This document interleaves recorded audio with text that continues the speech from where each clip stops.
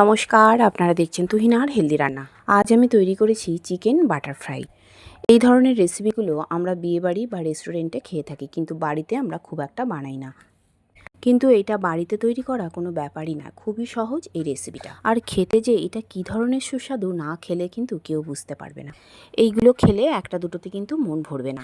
যাই হোক, এবার আমি রেসিপিতে আসি। কিভাবে রেসিপিটা করেছি সেটাই আপনাদের সঙ্গে শেয়ার করব। সবার প্রথমে নিয়ে নিয়েছি বেশ কিছু বোনলেস চিকেনের পিস। আমি একটু লম্বা লম্বা ছোটো ছোটো করে কেটে নিয়েছি।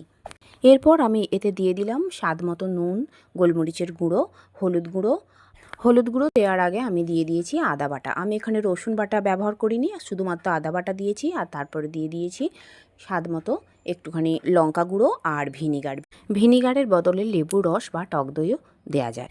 এখন আমি চাপা দিয়ে চিকেনটাকে একধারে রেখে দিলাম। এবার একটা বাটি নিয়ে নিয়েছি, এতে দিয়ে দিলাম বেশ কয়েক চামচ কর্নফ্লাওয়ার। আমি এখানে দিয়ে দিলাম 4 চামচ কর্নফ্লাওয়ার আর 2 চামচ ময়দা। এরপর দিয়ে দিয়েছি একটুখানি আদা বাটা। এরপর দিলাম লঙ্কা গুঁড়ো, গোলমরিচের গুঁড়ো আর 1 চামচের মতো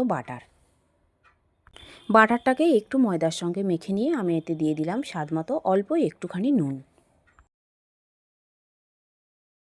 এরপর এতে দিয়ে দিলাম একটা ডিম ভেঙে। 2টো ডিমও দেওয়া যায়, কিন্তু আমি এখানে একটা ডিমই দিয়েছি। আর এখন সমস্ত উপকরণ খুব ভালো করে আমি মাখিয়ে নেব।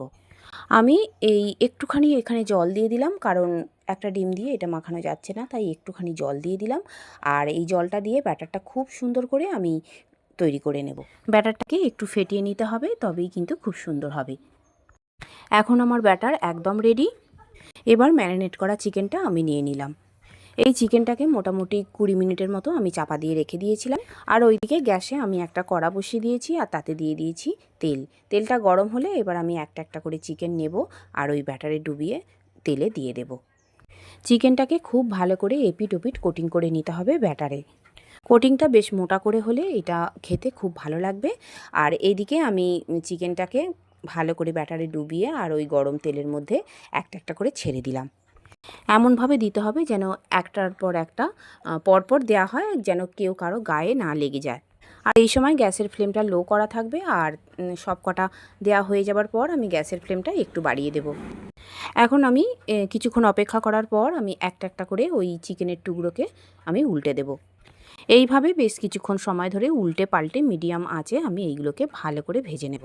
ভাজাটা এমনভাবে করতে হবে খুব বেশি কড়াও না হয়ে যায়, আবার খুব কমও না হয়। এবার আমি একটা কাঁটা চামচের সাহায্যে এইগুলোকে বারে বারে উল্টে পাল্টে বেশ লাল লাল করে ভেজে নিচ্ছি। এই ধরনের চিকেন বাটার ফ্রাই আমরা যদি মাঝে মাঝে তৈরি করি, তাহলে গরম ভাতের সঙ্গে একটু ডাল আর একটু আলু চোখা আর এরকম চিকেন বাটার ফ্রাই থাকলে আর কিন্তু কিচ্ছু লাগবে না। তবে এইগুলো কিন্তু 2-1টা খেলে বাড়ির লোকেদের মন ভরবে না, তাই যেদিন তৈরি করবেন একটু বেশি করেই তৈরি করবেন। এইদিকে আমার প্রথম ব্যাচের চিকেন বাটার ফ্রাইগুলো তৈরি হয়ে গেল। এবার এইগুলো একটা প্লেটের মধ্যে আমি তুলে রাখছি। এইগুলো তুলে নেবার পর আমি আবার সেকেন্ড ব্যাচের চিকেনগুলো ওই ব্যাটারে ডুবিয়ে গরম তেলে দিয়ে দেব। আবারও আমি ওই ম্যারিনেট করা চিকেন একটা একটা করে নিয়ে ব্যাটারে ডুবিয়ে গরম তেলে একটা একটা করে দিয়ে দিচ্ছি। আর কিছুক্ষণ অপেক্ষা করব যাতে এক পিঠ ভালোভাবে হয়ে যায়। আর এক পিঠ হয়ে যাবার পর এইগুলোকে একটা কাঁটা চামচের সাহায্যে খুব ধীরে ধীরে উল্টে দিতে হবে। তেলে প্রচুর ফেনা হচ্ছে, কারণ এই বাটার ফ্রাইয়ে আমার ডিম দেওয়া আছে। ডিম থাকলে তেলের মধ্যে ফেনা হয়। এদিকে আমি এই বাটার ফ্রাইগুলো বেশ উল্টে পাল্টে আমি ভেজে নিচ্ছি।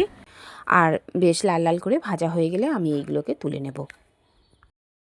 এইগুলো তুলে নেবার পর আমি আবার বাকি চিকেনগুলো ওই ব্যাটারে ডুবিয়ে দিয়ে দিয়েছি, আর সেইগুলোকে উল্টে পাল্টে ভেজে নিয়েছি। আর এবারে আমি এইগুলোকেও তুলে রাখবো।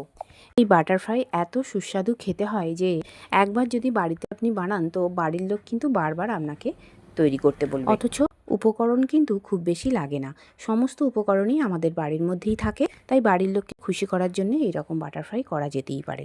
আর বন্ধুরা, আমার রান্না যদি ভালো লেগে থাকে আর যদি নতুন নতুন ঘরোয়া অথচ সুস্বাদু রান্নার রেসিপি পেতে চান, তাহলে আমার চ্যানেলটিকে সাবস্ক্রাইব করুন আর পাশে থাকা ঘন্টাটি বাজিয়ে দিন। আর লাইক, শেয়ার, কমেন্ট করতে কিন্তু একদম ভুলবেন না। তৈরি হয়ে গেল আমার দুর্দান্ত স্বাদের বাটার চিকেন ফ্রাই। আর আমার রান্নাটি দেখার জন্য সকল বন্ধুদের জানাই ধন্যবাদ। ভালো থাকবেন।